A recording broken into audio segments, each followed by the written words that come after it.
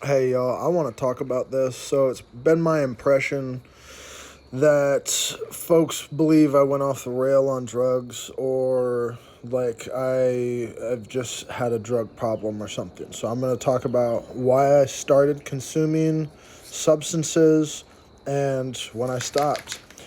So I was 16 years old when I first smoked weed, and I was experiencing profuse amounts of physical abuse at that time, which got worse as I got older. My father was psychologically, emotionally, spiritually, physically abusing me, and he was a prison guard. And so this man gave me this impression that he was the law. He was doing all these things that were appropriate, but what he was doing to me was not okay. And so he was also punishing me as if I was doing substances, like I was on substances. He was treating me like I was lying to him nonstop. At the age of like 15, this was going on from the time we moved to Washington. So I was like maybe 14, and I dealt with it for like 2 years until eventually I was just like, I can't do this anymore. I'm being beaten and abused in every way for nothing. If he's going to do this to me, I might as well just do what he's beating me for. And so I started. I was 16 years old. So I smoked weed, and I started drinking, and I never drank long. I actually have never had another drink since I was 20. So I actually quit drinking before I was legally allowed to drink. And it just never sat well with me. So at 16, I started smoking weed. At 18, I started doing hallucinogens because, like I said, the abuse was scaling up. My father had punched me in the face twice at 17 years old after I got my car towed. When I was out partying at like 3 in the morning, I was driving under the influence as well. And he took me home and he punched me twice in the face. Uh, and then at 18 years old, he took me out in the backyard and he assaulted me. He hit me several times in the stomach, threw knees into my stomach and in my ribs.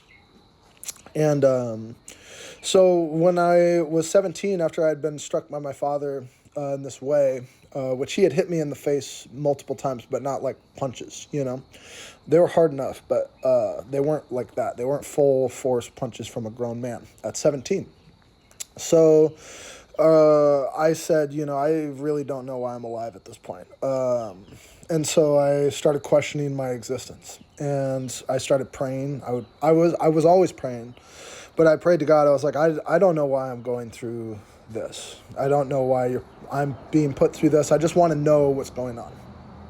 And so I eventually got introduced to this concept of psychedelics, mushrooms, acid, and then I had like a profound experience on acid when I was 18 after I had graduated high school. And I was intoxicated when I graduated high school. My teachers knew that at the graduation ceremony. Uh, and so I had this profound experience at 18 years old. And my father called me. I lied to him that I was on acid. 2 days later, he kicked me out. He put me on the street.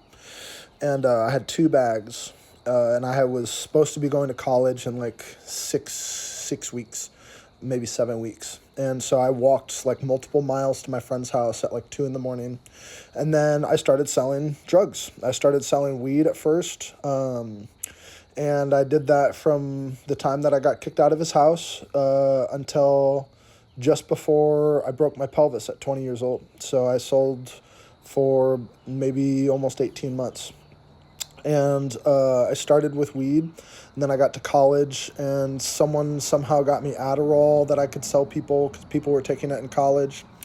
Eventually, I was selling mushrooms. I sold LSD. I sold MDMA. I think that was everything. And I just wanted to be able to afford my habit, and I also wanted to provide for other people, make it so that they had like a safe substance. Like if I was taking it and I knew that it was okay, what I was taking, then I was going to provide it for other people. And so I did that for the first year and a half of my college experience until I had a friend have a psychotic break. And when he had this psychotic break on hallucinogens, I realized, like, I thought I was having a good impact on people. I thought I was, helping people discover their meaning for life and, getting them things that were going to give them a good time. I was 18, 19. Yeah, I was probably about 19 when I realized that, I was 20 when that happened. I was 20 years old when that happened. And, but I was 18 when I started, and I was 20 years old when I stopped, when he had this psychotic break. And then, like, 4 weeks after he had this psychotic break, I broke my pelvis. And then my father had gone through my phone, which apparently was illegal. He wasn't allowed to go through that phone. I just learned this recently. And I had sold everything off. And he gave me an alternative, crossroad. He said, I can turn your phone into the police and you can be arrested, or you can do what I tell you to, and I'm not going to tell anybody. And he had a friend who actually works for the Secret Service come in. And he came in and he said, hey, we're going to have to cover this up now. So you better start listening to what your dad has to say. And so I said, okay. And so they told me to go to rehab. They told me to do all this. And I was sober for like 4 years, and everybody treated me like I was a drug addict. And I just never had like a relapse. I mean, I started consuming pain meds because I had a broken pelvis and I had really bad head pain. I had split my head open over here, and I had a big gash in my jaw. And I had a lot of neck pain. And then I was in rehab, and I realized I was supposed to be sober for rehab. And so then I stopped taking all my stuff. And then that's when I first started going to church with this old couple.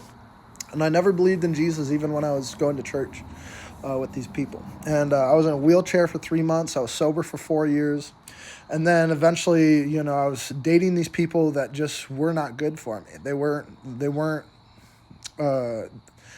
honest. They weren't real people. And so eventually I got back in touch with this woman who I'm married to now. And I had this moment of just like, what am I being sober for? Nobody in my life is being real with me. Nobody in my life is being honest with me. And so I started consuming some mushrooms and some weed again. And I only did those a couple times. And I actually stopped. I was going on and off with weed until pretty much just a couple months ago. And I had a significant experience with that, with why I stopped. They have like a legal version of it here in Texas. And I stopped because I had a spiritual experience on it. And so that was pretty much, that was one of the last times I guess I finished all of it, and then I was done. And so, but I've been sober. I was sober for 4 years. I've been sober, for, I guess, several weeks to a couple months now. It's October, so I guess at least 2 or 3 months, maybe 2.5 months. And,